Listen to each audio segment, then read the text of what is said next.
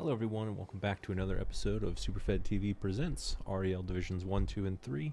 I'm your host, Superfed TV, and I am picking up where we left off last week, or I guess a couple days ago, with the mid-season review.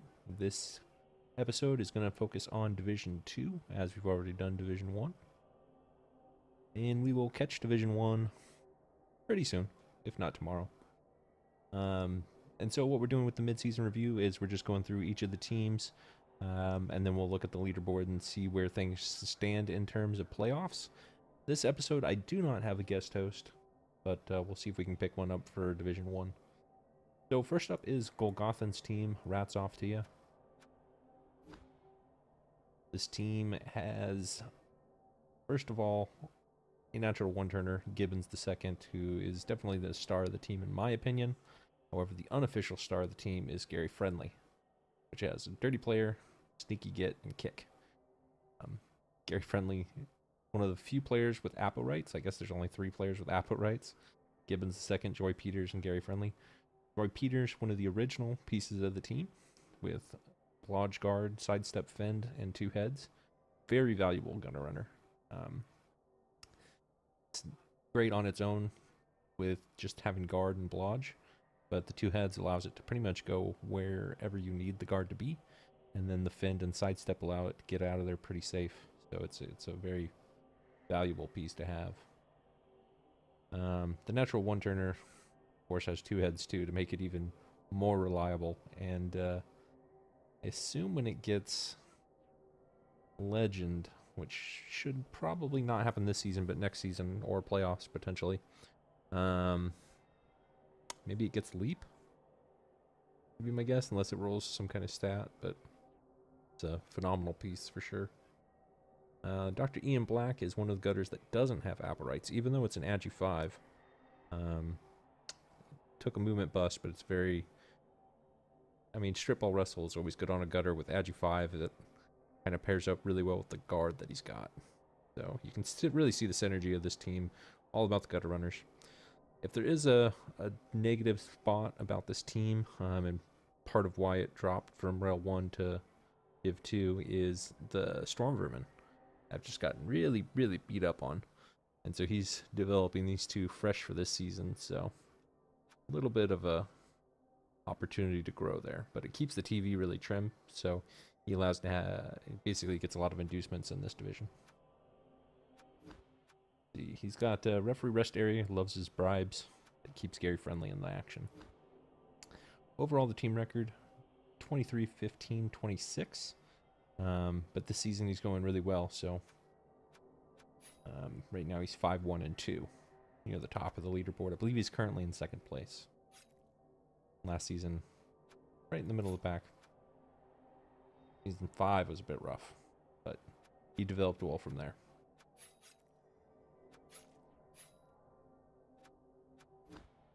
So this season, any notable matchups? I will say, because he's got that natural one-turner, almost all of his games are high scoring, with the exception of the one that he just played against Iron Master. Quite impressive that Snovgard was able to hold him to only 1 touchdown. But every other game, it looks like, except for the ones that he has lost, he has scored 2 points. Iron Man and Gengar especially coming up big with Camry in order to get the win there. And crazy slap fight between Rats Off to You and Live Trigger Die Hard, with Duberman getting the win there. And this was kind of the battle for first place. But that just about does it for this team. Next up we have Treat Kundo, which is coached by Zork. This is the Wood Elf team that's got no bench, but is still kind of scraping by. The tree, movement up, guard, an awesome tree, very reliable compared to most trees that you see out there. Fortunately, he lost a War Dancer, and it was the very well-developed War Dancer. So he's got a new one that he was able to buy, and the Frenzy Sidestep War Dancer, which I'm sure he wishes had tackle at this point, but since he does have this wrestler, The wrestling catcher with tackle, it's not the end of the world that he doesn't have a war dancer with tackle yet. And I'm assuming that'll probably be the first thing he gets on Taco Punch. Passer, thrower, was able to get dodged, so we're starting to see a little bit of development on these newer pieces. But, I mean, at this point, he's got all his positionals. It's just loner lineman, which is okay for what else. So I would say that for a rebuilding season, he's doing okay, other than losing the war dancer. The overall record of the team. Let me see if he's got a stadium enhancement. Yeah, no stadium enhancement. All his gold basically has to go to repairing his bench and avoiding the death spiral. The overall record is 25, 11, and 15. This season, he's 2-4-2, so he's right in the middle of the pack. Last season, he was 4-1 and 8, up in Div 1. And so far this season, most notable match, a 0-0 draw between two Wood Elves, which is so rare. I almost want to go back and watch that. That just happened today, so I might do that, but an interesting one for sure. The shootout with the High Elves, they lost 2-3. Huge win over Gengar 3-1. And the other big one would be probably taking on Ace Trucking Company.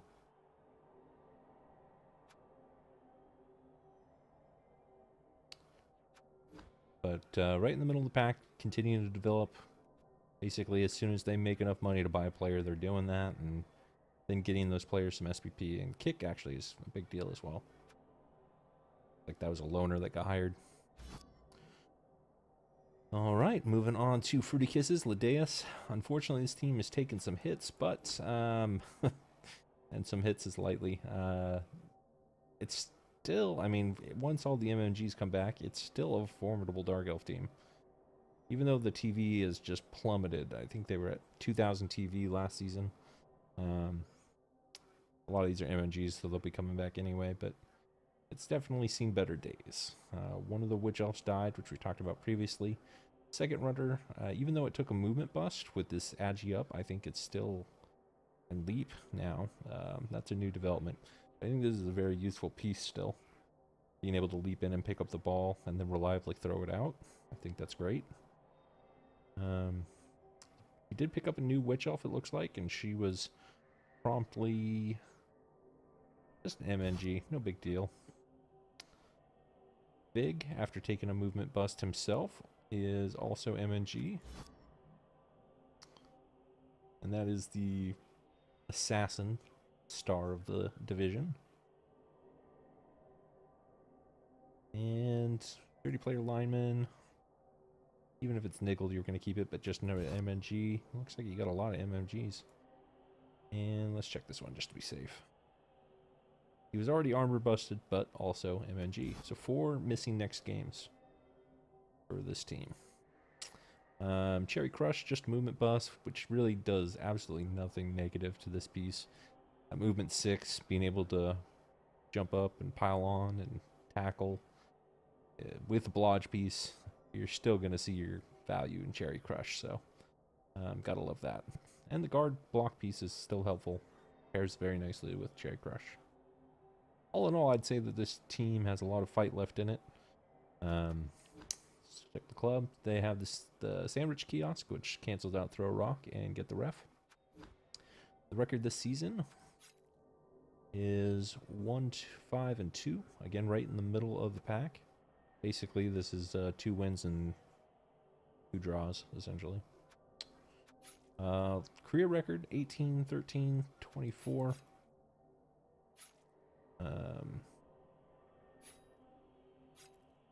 Oh, he's played a lot of friendlies, it looks like.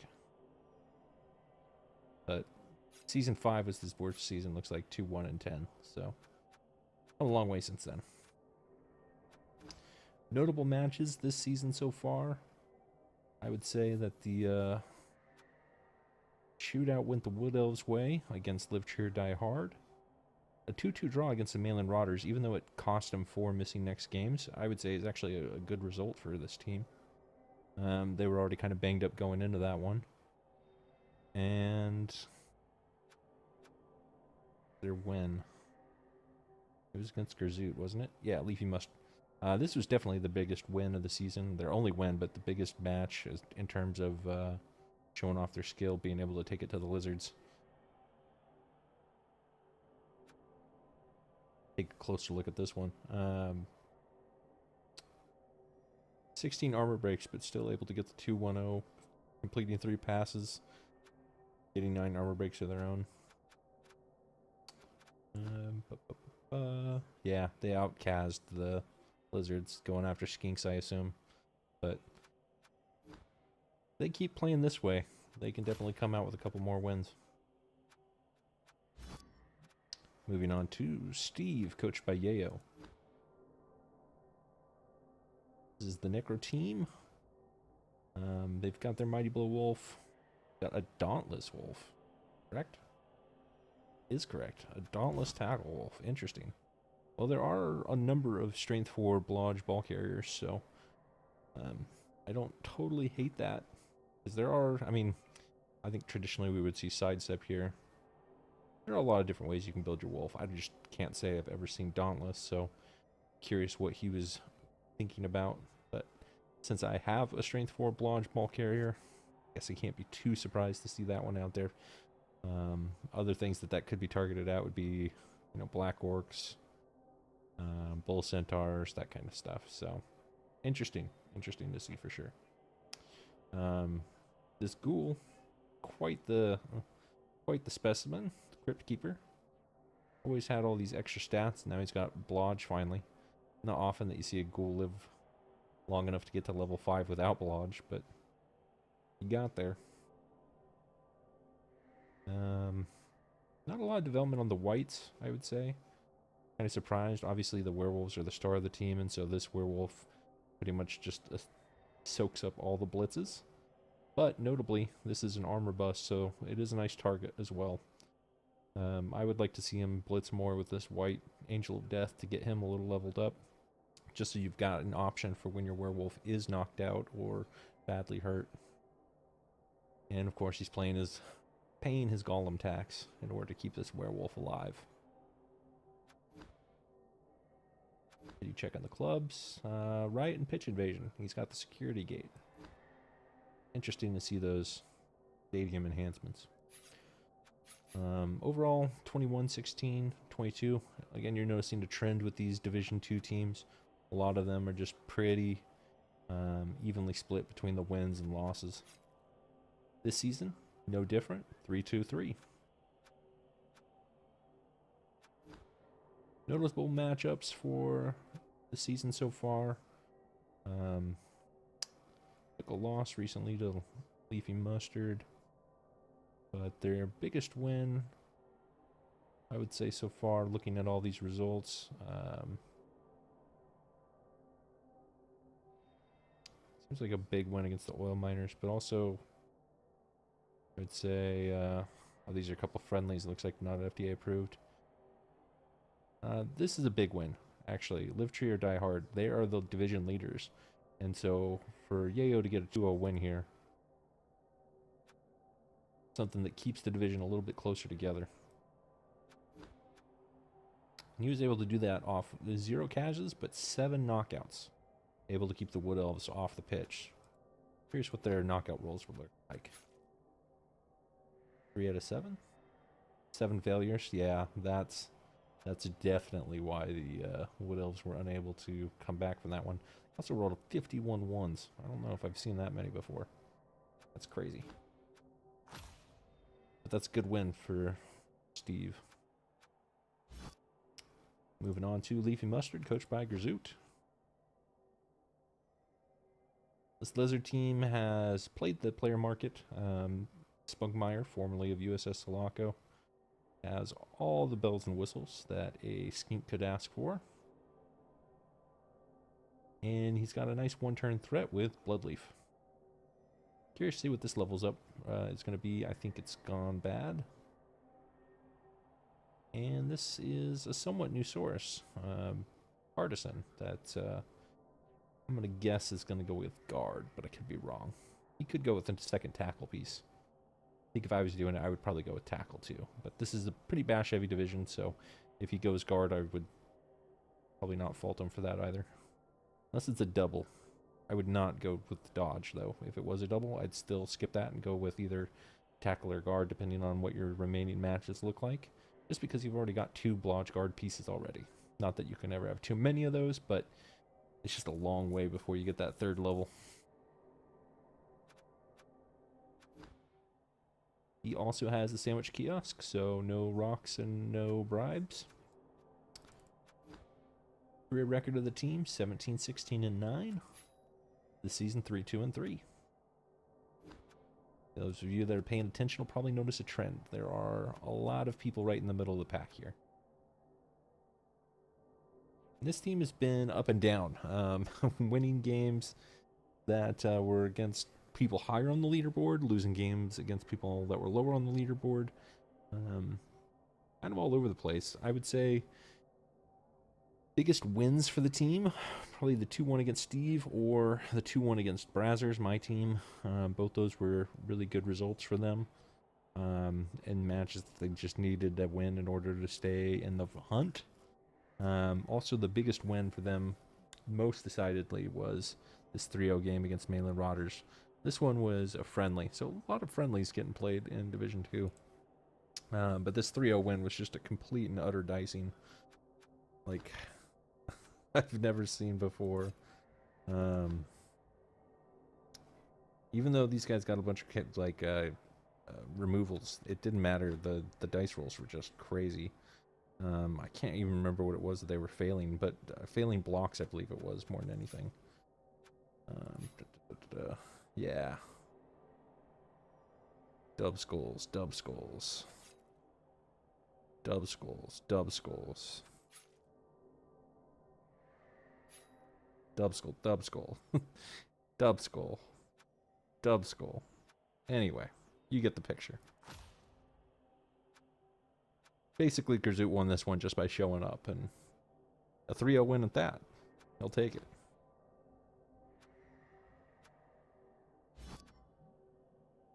Moving on to Mainland Rotters after seeing that lovely dice log. There's a reason why they needed to roll so many dub skulls in order to lose that match, and that's because this team is stacked to the brim. Team value of 1950 and still room to develop. This Pestigore is just fresh, and a couple of these Nurgle warriors are on the cusp of greatness. Particularly the ones with strength ups. Strength 5 with tentacles, that's awesome. All he really needs now is guard. And strength 6 just needs to get his tentacles. And then he'll have his 3 Beast of Nurgle wall of tentacle death. Speaking of death, he does have a killer, and it does work. It just doesn't do blocks. So that's where those turnovers can really cost him games. Really needs to get block, even though he wants tackle on this for added dice against all the dodge players in the league. I think the turnovers are finally catching up with him to a point where he should rush block for this next level.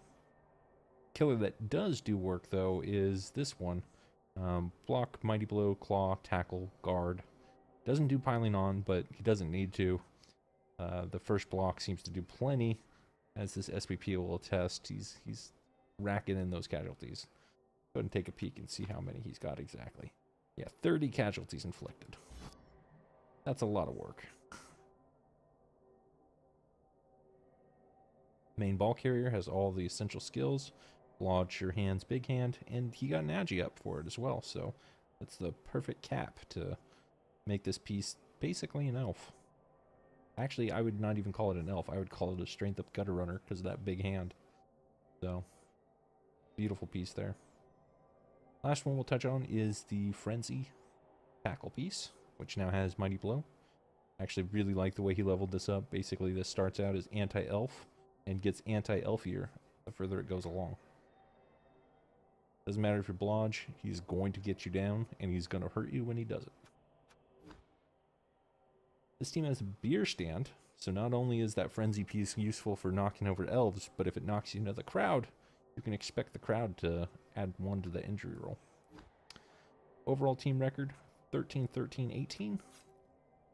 Currently they are 2-4-2. Notable matchups so far this season for them. Big wins are against not an anime sports name actually. It's Snufgard, to be expected. They're at the bottom of the rung, but not an anime sports team is currently sitting in third place, and for them to lose this one, obviously we looked at this previously. Tentacles did stuff, but getting some removals as well. Just a good win for Mainland Rotters against the team that normally would beat them. So that's huge. They still have time to turn it around. They could still make the playoffs. They just need to win pretty much most of the rest of the remaining matches, and they're in a position to do so. Next up, we've got Live True Die Hard, currently atop of the leaderboard, coached by Duberman. This Wood Elf team has no bench, no extra money, but all their pieces have levels, except for the brand new catcher.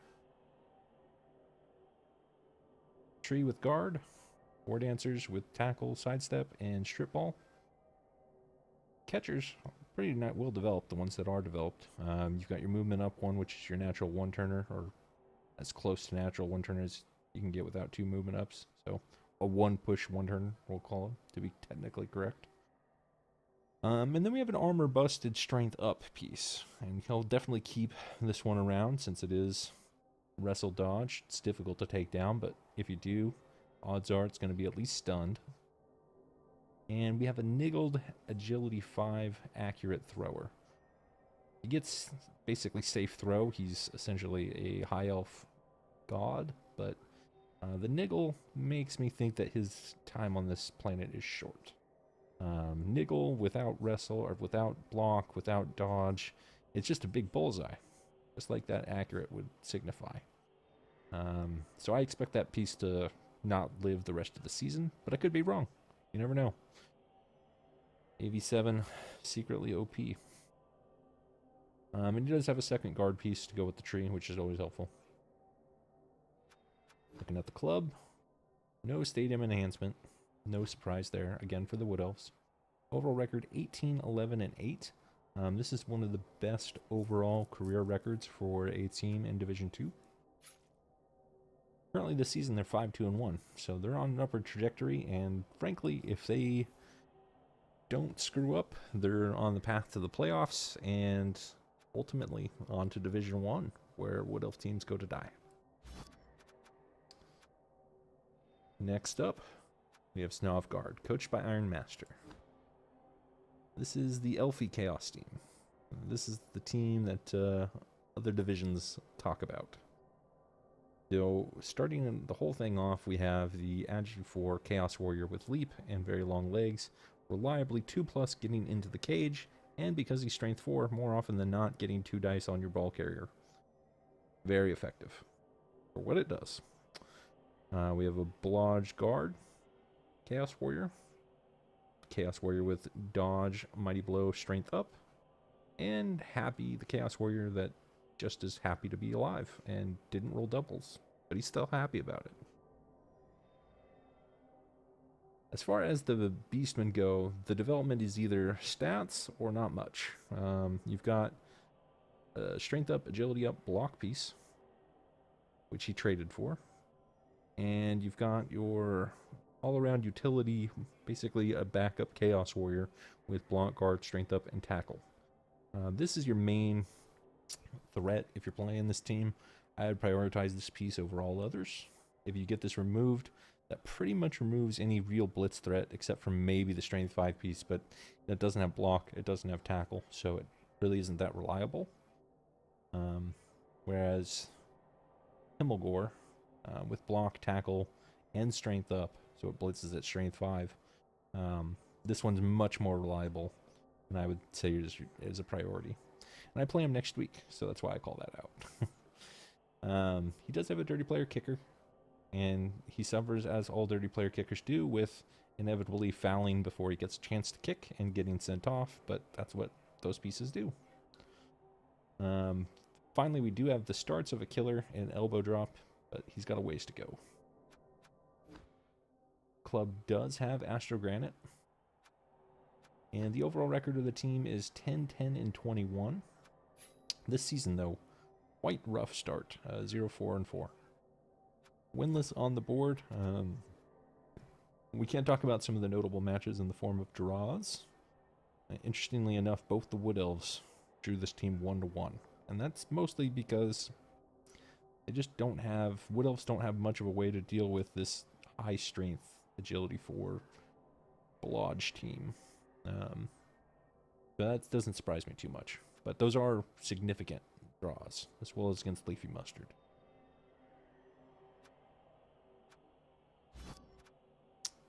Next, we have Not an Anime Sports Team, coached by REL. Currently sitting in third place. This team has a bit more stack development. So Duberman's team is built wide, a lot of pieces that have level 3 or above. This team is, stacked tall in the sense that they've got 5 pieces that have a lot of development. I guess we could count this one and make it 6, but really, he's sticking more to the rule of 5. You've got your Blitzer with agility up and leap, which is, again, another reliable leaper. If anything, that's kind of a trend among Division 2 teams, at least the agility teams. His thrower, though, has been just one removal after another, and I believe this is the 3rd thrower that he's looking at for this season. So that is a tough spot for High Elves to be in. Generally, everybody loves their catchers, and that's who opponents tend to focus on. But if you really want to hurt a High Elf team, you take out their thrower. And REL has been feeling the loss of his thrower ever since. So that's what's probably keeping him vulnerable at this point. Catchers, though, they are the stars of the team. We've got a movement up one with Nerves of Steel. This is just offensive capability in a nutshell. Doesn't matter how many tackle zones you get on him. If he cages around this piece and then throws it into the cage, there's really not much you can do except pray for snakes. Defensively, he's got a 4 strength wrestle tackle piece and a mighty blow piece with tackle and movement up. So 2 movement up blitzer or catchers, able to get at you from a whole bunch of different angles. The other one that I really like is the Frenzy one. With movement 8, that Frenzy can come at you from around the top and surf you when you do not expect it. So you have to pay attention for that. And of course, this one, it's a punching bag, but it also allows him to punch back. He leaps anywhere onto 2+, and he's got guard, which he knows how to use, and gets excellent positioning in order to set up blocks for the Mighty Blow catcher or his blitzer. In fact, he could 2+ leap into your cage, put guard on the ball, and get a 2-die with the leap in on another 2+. So, something to be aware of and cautious, but all in all, I love the synergy that this team has, even though it's really built around 6 pieces. No enhancement because their pieces are very expensive, just like the Wood Elves. His overall record is 27-8-11. This is what you would expect from a team that's made the playoffs twice and is already on track to making it a 3rd time.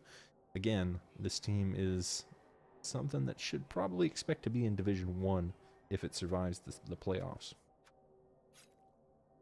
This season, though, they are 3-2-2, which puts them in 3rd place. And they have 1 game left to play, so they could potentially be 4-2-2 at the end of the week. They're the only team that hasn't played, well, them and their opponent, which we'll get to. Notable matchups so far this season. Big win against Trikundo. Huge win against Iron Man 3-0, who's coincidentally not that far behind them in points, so that is a big deal. At the time, we didn't think it was, because they were sitting at the bottom, but since then, Iron Madden has kind of surged back up. And they lost to the Rotters. We talked about that already. Yeah, I would say that those are the 2 most notable wins they've got so far. My team, Brazzers, has seen better days, as always with the Orcs. I just can't seem to make armor value 9 work. So right now, currently, I am down a Black Orc. I've lost 2 linemen this season as well. They just keep getting strength busted. And next game, I'll be missing a Blitzer. Overall, though, the development is just on the cusp. I'm one SPP here away from getting guard, 2 SPP or 3 SPP away from another tackle piece on my palm jump up piece, and 2 SPP away from guard here. What is this? 7 SPP away from stand firm or diving tackle. So, I feel like if I can just get over the corner, or around the corner, over the hump, whatever you want to call it, I can get a little bit more guard that is desperately needed, and that'll allow me to keep my pieces alive just a little bit longer. I use a referee rest area, and the reason for that is I've got this dirty player that I want to keep on the pitch. I need to keep my numbers advantage when I foul, and odds are at AV9, they're not going to be removing me, or it's going to take a lot. It's going to take an overcommitment from them in order to foul and remove me, and I'm okay with that. A lot of these deaths that I'm having aren't from fouls, they're from just random crappy blocks. My overall record is 24, 14, and 4, which is a great overall record. The downside is I'm still always just 1 or 2 games back from playoffs, and if I'm not careful, I'm going to find myself in Division 1 without even making the playoffs once, which would suck. I'm not really looking forward to that. This season, I am 2-5-1, and potentially still in the hunt for playoffs, but we'll see. Notable wins for me, the biggest win was against Trikundo, and that one was hard fought. Very, very tough to get. Other than that, it was a nice win against Typos Happen, but they're kind of near the bottom of the pack, so it wasn't a huge deal. The rest of these were all just draws, because that's what I do best. Up next, Ace Trucking Company, coached by Quicks. With all Chaos Dwarf teams, talk about them all the same way. Bull Centaurs first. We got a Frenzy one, which you don't see every day, but is on the cusp of getting a level. I would assume this is either going to be... Actually, I don't know. He could do Mighty Blow, since he wants this to kind of be a blitzing threat. Or he could do Tackle, to make it reliable against the Elves. Or he could do Break Tackle, in order to allow it to reposition freely. So there's a lot of options there. This one's a bit more standard. Just block, break, tackle. Then you look at the blockers. 8-Ball is the killer. He's got Claw, he's got Mighty Blow, Piling On. Pro now is the newest addition to that piece. And I'm not really sure where he goes from there. Maybe Dauntless. Yeah, actually, 100% Dauntless should be the next level up there. Quattro Quattro is the piece I love to just ask why. Strength Up, that's nice. Prehensile Tail. That's weird. What's he going to get? Tentacles next? Who knows? We'll see. Maybe Diving Tackle. There's Diving Tackle if you get doubles. And then a couple Mighty Blows, Guards, all the other usual things that you see on Chaos Dwarves. You've got a Hobgoblin with Sure Hands block. That I'm sure he's hoping for doubles. And then a Sturdy Player.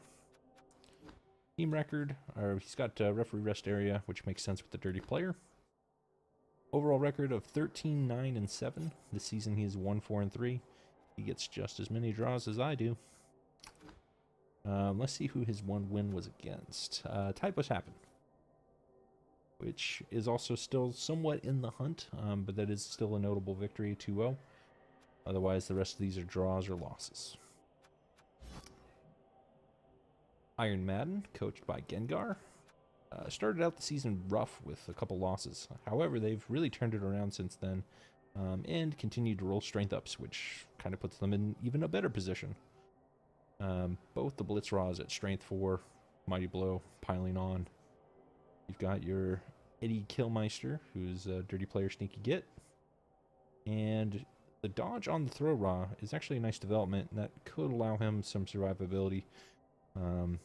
Even though he's on his 3rd iteration, and suffered a Tomb Guardian death as well this season. So it hasn't all been sunshine and roses for Gengar, but he's persevered and come out on top.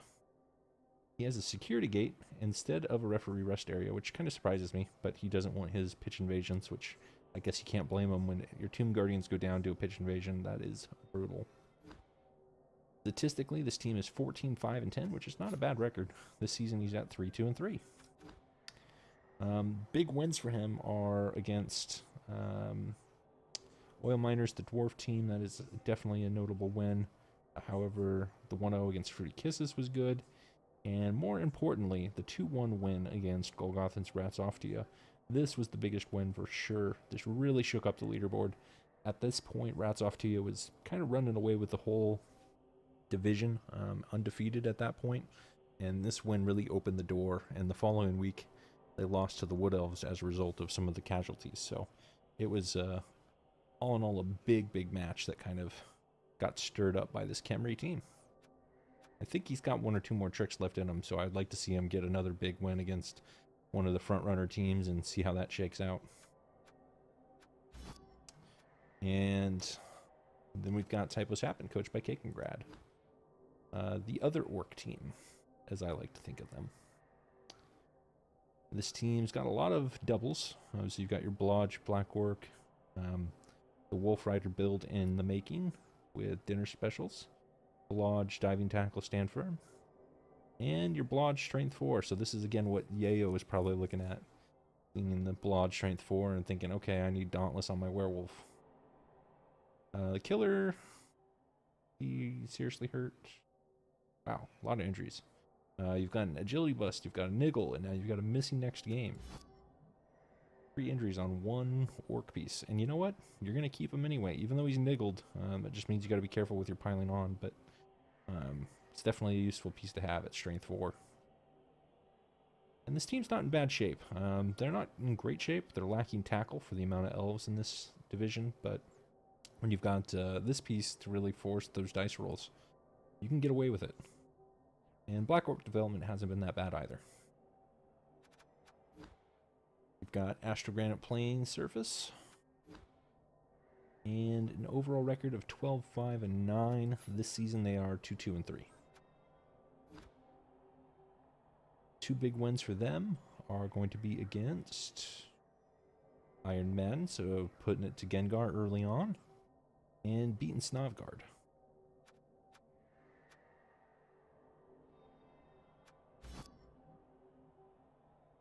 Last up, we've got the Oil Miners, coached by Pig Sofa. This dwarf team has all the stat ups and all the TV bloat.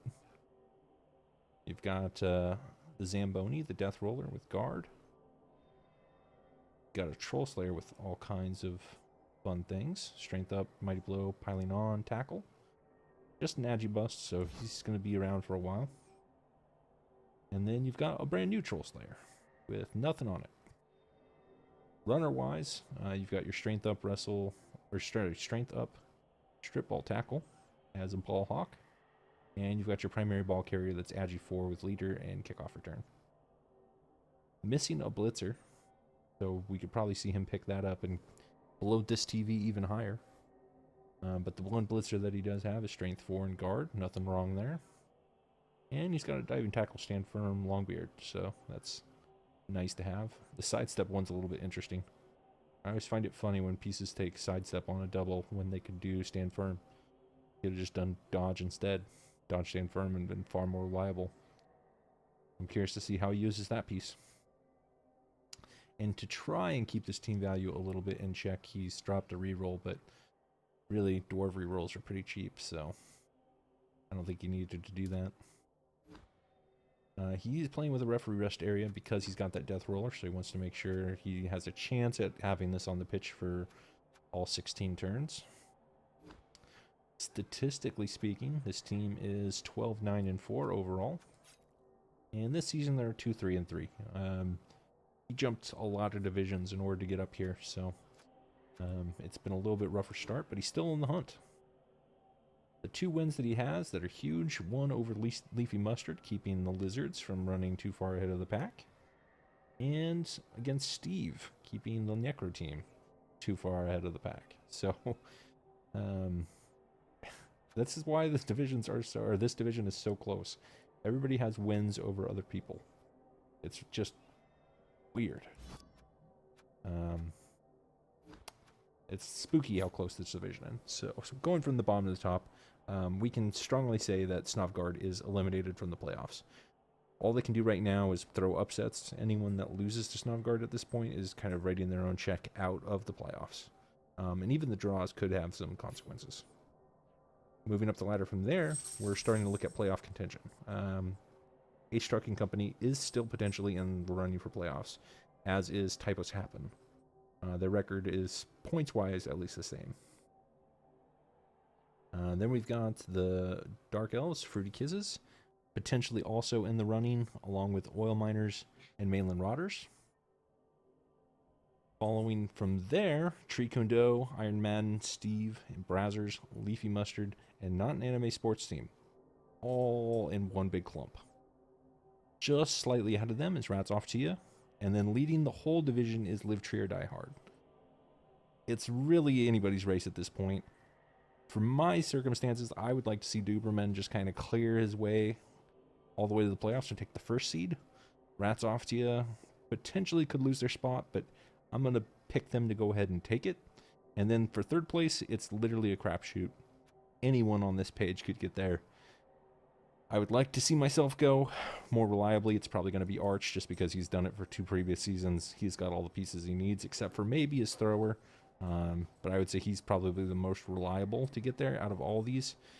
The dark horses, of course, Wedge and Mainland Rotters. Their chances of getting there, I mean, they've got everything they need to get there, but it's just going to come down to the schedule and who wins at the right times. Speaking of the schedule, let's take a look. We said the non-anime sports team Typos Happen games, the last one left. In the coming weeks, big matches to keep an eye on. Mainland Rotters Iron Madden, that could be an exciting one. Let's see. Live Tree or Die Hard Ace Trucking, there could be potentially a Kingmaker or a... I mean, if Ace Trucking wins this one, that really shakes everything up. And non-anime sports team versus Oil Miners. Week 9, going to be an interesting one because I play the top Wood Elf team, and I've done pretty good against Wood Elves and all elves of all kinds, so I could also go back-to-back, Wood Elf losses there, and now they're no longer in first place. Other interesting matches, again, Leafy Mustard, Iron Madden, that could be pretty entertaining. And Fruity Kisses, Rats Off to You. Golgothan has not done well against elf teams, and Ladeus actually has all the right pieces to shut down this rat team, if they, especially with the assassin coming back, and I'll have a Cherry Crush with the palm tackle, so Golgothan might be at risk of losing an important match there. Week 11, Brazzers Mainland Rotters. Got to talk about that one. That's always a bloody match, and potentially, depending on what happens in those previous weeks, this could be a playoff deciding spot. Not an anime sports team versus the Wood Elves, another playoff decider. Steve Iron Madden could be a playoff decider. So, definitely want to see how this shakes up, but that is it for this episode. Thank you everybody for watching. I will, like I said, try and get a co-host for the next one, just so it's not all my voice the whole time. But thanks for watching.